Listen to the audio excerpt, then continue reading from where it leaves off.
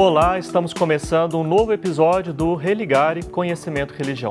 Hoje, em nosso programa, vamos explorar o princípio feminino em Exu e os candomblés nagôs.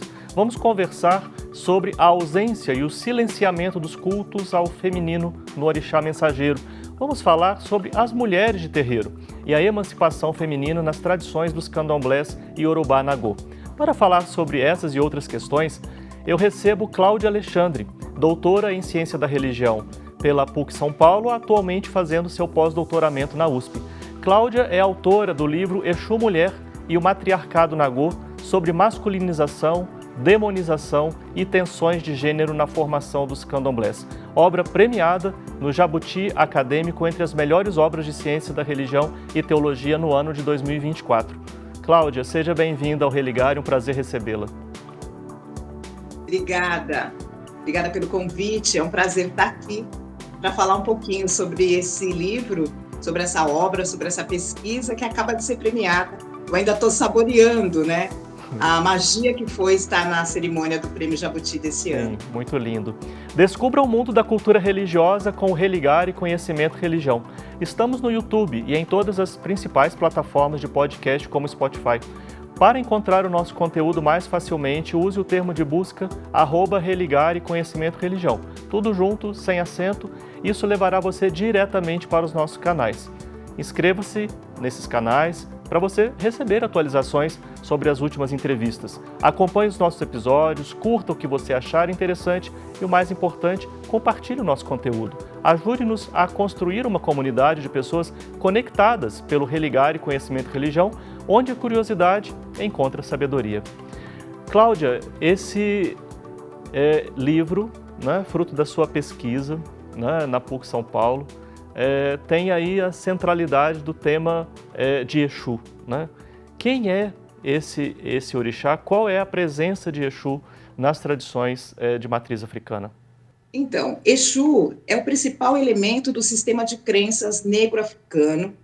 É uma divindade que ela está presente em vários grupos étnicos na África. Se a gente for falar da África Ocidental, na região da Yorubalândia, que a gente vai dizer, dos povos iorubás, a gente vai encontrar Exu e Elebara, Lebara. A gente vai encontrar também na região que hoje é Benin, mas já foi República do Daomé, a gente vai encontrar essa divindade como Legba. Se a gente for falar dos grupos bantus que chegam primeiro escravizados, são trazidos primeiramente escravizados para o Brasil, a gente vai encontrar o Pandu-Ingila, né? Ingila, que teria a mesma força, o mesmo poder e a mesma participação e presença no sistema de crença que tem Exu para os povos iorubás da África Ocidental. E quem é Exu nesse sistema de crença? De acordo com a cosmologia, a cosmogonia africana de povos que têm devoção e práticas a essa divindade e outras, né? Se a gente vai falar do panteão da África Ocidental, a gente vai falar de um culto a orixás, né? E Exu seria o que tem a precedência. De acordo com os mitos de criação do mundo, a partir desses grupos, Olodumare, que é o ser supremo que cria o universo, ele vai criar, primeiramente, as divindades, e essa primeira divindade a ser criada é Exu, por isso que ele tem a precedência no sistema. Exu é criado para dar movimento, ele é dono dos princípios dinâmicos da vida, a partir desse sistema de crença. Então, ele vai dar movimento, ele é o propiciador da comunicação, é ele que vai atuar sobre os domínios da prosperidade, da fecundidade, da fertilidade e também da sexualidade. É um elemento muito poderoso dentro desse sistema, porque é ele que responsável por distribuir a energia vital entre os seres, de acordo com a crença desses grupos, e é ele que contém dois princípios dinâmicos fundamentais da vida, que é o princípio masculino e feminino. E o que significa no seu trabalho, no seu livro, falar em Exu Mulher?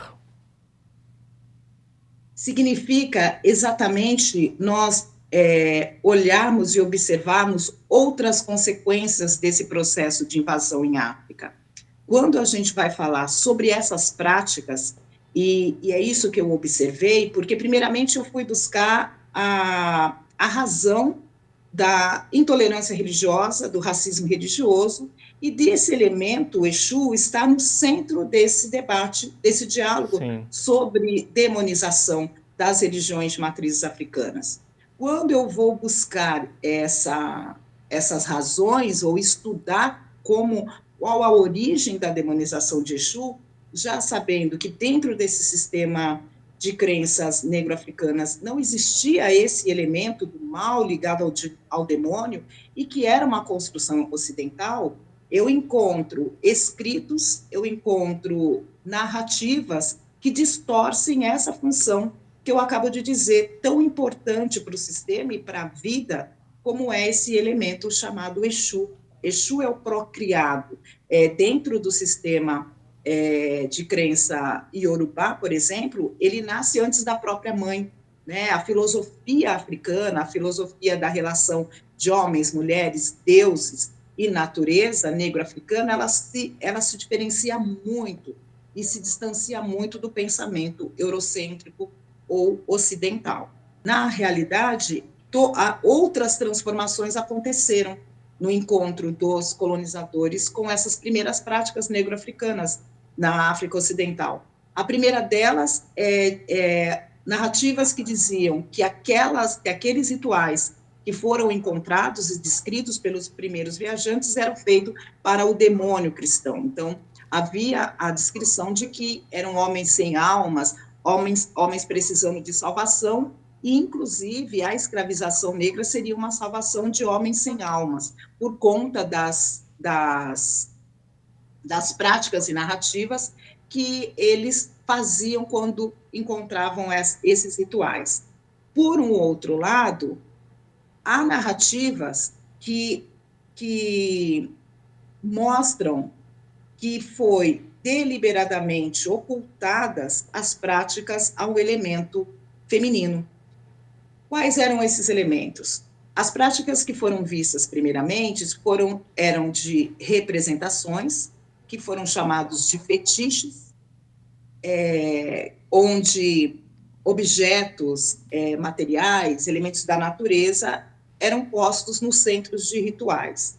Para representar essa força de Exu, haviam muito esculturas ou estruturas que mostravam o falo, o órgão genital masculino proeminente, que para esses grupos representavam força de prosperidade, de fecundidade, da sexualidade, de prover a vida, de continuidade da vida. Mas não eram só as representações do falo que iam no centro desses rituais, iam também das vaginas, dos órgãos sexuais femininos. E ao descreverem esses rituais, as descrições mostram um esforço de se dar evidência às práticas, a esses falos, às representações do masculino, e ocultar a do feminino.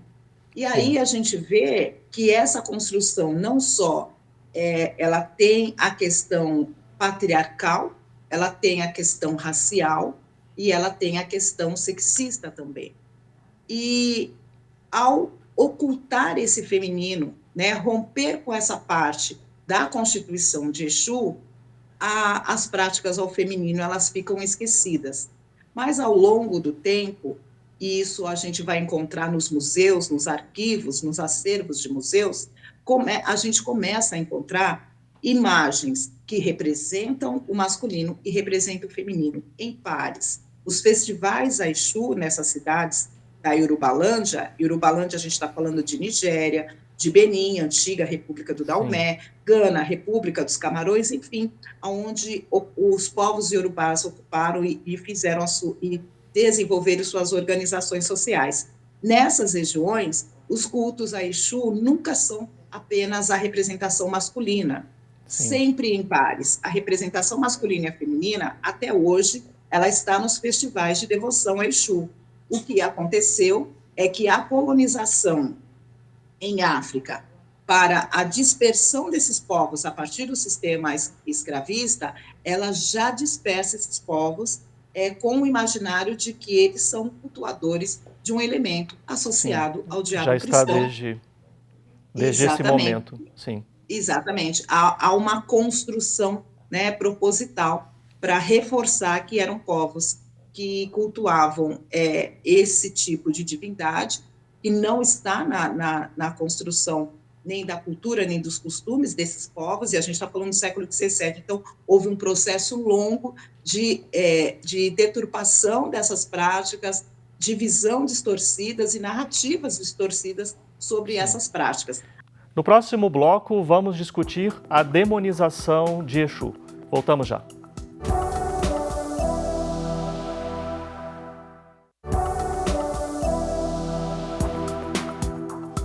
Voltamos com Religar e Conhecimento e Religião, explorando hoje o princípio feminino em Exu e os candomblés nagus. Eu converso com a doutora em Ciência da Religião pela PUC São Paulo, Cláudia Alexandre. Cláudia, você vem falando então sobre esse processo de demonização que se deu ali do momento inicial do processo de colonização, de escravização. Como é que isso foi se desenvolvendo ao longo dos tempos? Porque até hoje esse processo de demonização ele é percebido, né, entre grupos religiosos, falemos aqui do Brasil, não? Sim, inclusive foi um longo processo de dominação. Se nós formos falar da escravização negra no Brasil, o Brasil foi o último país das Américas a libertar seus escravos depois de um longo processo que durou 300 anos. Isso significa que os povos negros, suas práticas, sua presença na sociedade era inferiorizada e marginalizada. Quando nós vamos falar na questão da religiosidade, das religiões, a gente vai perceber que Exu, por exemplo, e ele principalmente, pela importância que ele tinha e pela função que ele tinha também de defesa, de comunicação, de aviso, como eram as práticas em torno dessa divindade, Exu já chega no Brasil, ou já atravessa o Atlântico, demonizado, com esse imaginário. Porque as narrativas, os escritos, os registros de como eram essas excursões desses exploradores teóricos que tinham muito reconhecimento, muita autoridade no que viam em África e enviavam para o Ocidente, essa construção ela já estava posta. Então, Exu já atravessa o Atlântico, ele já está presente nesse resultado da diáspora africana no Brasil e nas Américas, demonizado. E isso causou um grande problema. Então, eu vou falar que a primeira transformação que Exu sofre primeiramente, a masculinização, porque se a gente vai falar de cosmovisão, o que foi visto foram grandes falos sendo cultuados apenas, e as traduções eram muito difíceis, as línguas africanas eram muito distintas das línguas dos exploradores e escravizadores. E, no segundo momento, quando eles rompem essa dinâmica da complementariedade do feminino e masculino desse sistema de crença e deixam para trás, ocultam ou invisibilizam o culto ao feminino, acontece a masculinização desse orixá. E aí eu vou observar como isso incidiu sobre a própria formação dos candomblés. Os candomblés, antes dos candomblés, existiam práticas que não eram oficializadas, não havia o nome de candomblé, mas nós tivemos cabula, tivemos caludum, tivemos a própria macumba no Rio de Janeiro, e o candomblé ele começa a nascer de dentro das senzalas, dos batuques e dessas práticas, e o primeiro terreiro de candomblé aparece em 1820, a gente já tem aí uma constituição dos primeiros candomblés, que são possibilitados pelos grupos das Irmandades Católicas Negras. Os primeiros candomblés, e antes de surgir os primeiros candomblés, já haviam culto a esse Exu. Porém, esse Exu ele é introduzido na organização do sistema religioso dos candomblés com esse imaginário. Quando você falava assim da origem ainda em África, né, da representação não só a partir do falo, mas também a partir da representação dos órgãos genitais femininos. No Brasil, há resquício? No Brasil a gente encontra já esses elementos? E quando é que isso acontece, caso aconteça? Tenha acontecido?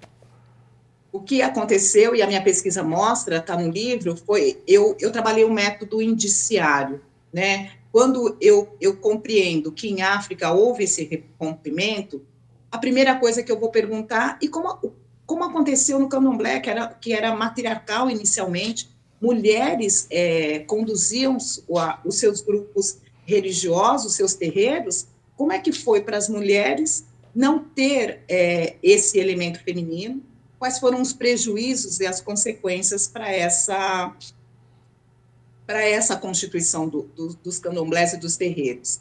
E aí eu começo a buscar vestígios, né, indícios de que Exu, ele, da mesma forma que ele foi acolhido dissimuladamente como um elemento demoníaco para o candomblé, porque em primeiro momento havia essa negociação de dizer, não, ele realmente é complicado, mas a gente aqui, a gente despacha ele, aqui a gente dá primeiro as oferendas para ele não vir complicar o nosso ritual, quando na verdade ele estava sendo inserido, né? Porque se ele realmente tivesse que ser rompido, apartado ou retirado do sistema de crença, ele não estaria até hoje. Então, houve muita negociação e dissimulação com o sistema. E eu fui perguntar nas casas mais tradicionais, porque eu trabalhei não só com o método indiciário para buscar indícios, já que não se popularizou o culto de Exu feminino nos candomblés iorubás nagôs. Eles estão aparecendo agora. Mas, em dado momento, o que foi que aconteceu com elas? O que eu vou dizer é que houve ou o silenciamento, ou esse sistema escravista de dominação conseguiu romper em muitos dos candomblés tradicionais com essa visão de que Exu não era só um elemento masculino. O que eu vou encontrar é que nos 3 terreiros fundantes, Casa Branca, Opó-Afonjá e Cantuá, não houve nem a inserção de iniciação de filhos desse orixá, como os outros orixás têm filhos e foram iniciados para seus pais e suas mães, que é assim a estrutura ritualística do candomblé, e a gente também não teve a presença dele sendo cultuado como feminino. Alguns candomblés antigos esconderam, ocultaram, que entendiam muito bem que Exu não podia ser representado só como masculino, mas não popularizou essa ideia de culto ao feminino. Depois que a pesquisa saiu e ela é publicada, eu fui procurada por algumas casas tradicionais que disseram, olha, a gente tem que te dizer que ela é uma novidade para a literatura, é uma novidade para os registros, mas os mais velhos esconderam muitos segredos. Os pilares do candomblé, das tradições de matrizes africanas, o silêncio, o segredo e o respeito. Então, provavelmente, o culto ao Exu feminino, ele fica dentro dessa dinâmica do segredo nessas casas. Sim, era exatamente esse ponto que eu queria perguntar para você. Como é que foi a recepção da sua pesquisa, né? Pelas comunidades, né? Pelas pessoas? E por conta desses pilares, né, eu sou uma pessoa de terreiro, também eu sou uma mulher de terreiro, eu tive, em dado momento, um pouco de receio, porque é realmente um tema inédito. Muitos estudiosos, desde o século XIX, tropeçaram nessa Exu mulher, mas não deram muita atenção, porque para eles Exu estava associado ao demônio, não houve nem problematização porque ele estava associado ao demônio nos primeiros estudos.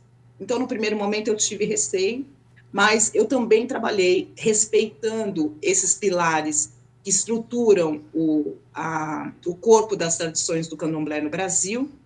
E assim que a pesquisa saiu, eu já fui sentindo no próprio trabalho de campo.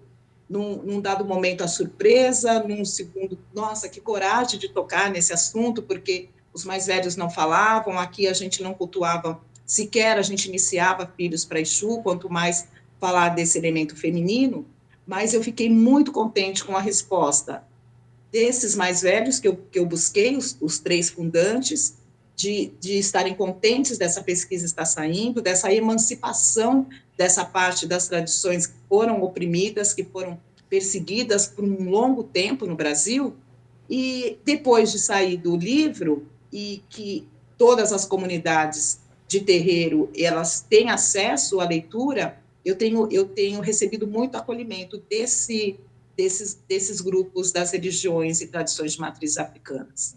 Sim. E como é que você localiza a sua pesquisa no âmbito da ciência da religião? Não é? Porque você sabe como que é o ambiente acadêmico, os temas hegemônicos também numa disciplina acadêmica e científica, não é? Como é que você situa sua pesquisa, seu trabalho nesse horizonte para a gente concluir a nossa conversa de hoje? Eu acho que, para concluir, essa pesquisa e todos os estudos das tradições de matrizes africanas, indígenas, elas estão propondo novas formas de construir conhecimento nas academias. Conhecimentos que foram desprezados, que foram deturpados por narrativas hegemônicas.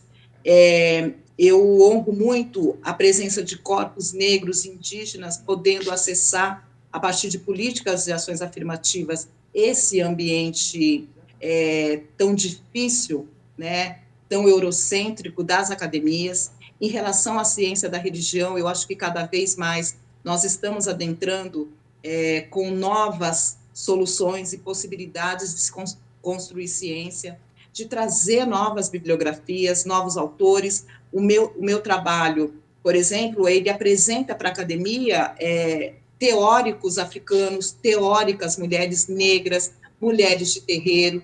Nós estamos, eu acho que, dentro de uma revolução desse giro epistemológico que nós falamos, mas também de apresentar para a academia novas epistemologias para falar de povos que ficaram esquecidos por muito tempo nas teorias oficiais e hegemônicas. Sim, eu fico muito feliz por esse momento, né? Cumprimento você pela pesquisa. O Religare que está no ar nessa semana de agosto de 2024, é o Religare que completa 19 anos aqui na TV Horizonte. Eu acho que não tinha como uma melhor maneira de comemorar do que com a sua presença aqui entre nós. Muito obrigado. Eu que agradeço, Flávio. Agradeço a você e cumprimento a todos que estão aí acompanhando o programa. Muito obrigado. Chegamos ao fim de mais um episódio do Religare Conhecimento e Religião. Gostaríamos de lembrar que somos um projeto de divulgação científica do programa de pós-graduação em Ciências da Religião da PUC Minas. E se você deseja saber mais sobre as nossas atividades, sobre os nossos cursos de especialização, de mestrado, de doutorado, dê uma olhada no nosso site, pucminas.br/ppgcr. Nosso agradecimento a você por nos acompanhar, nosso agradecimento aqui à nossa equipe, né? Com o trabalho dessa equipe nós chegamos até você.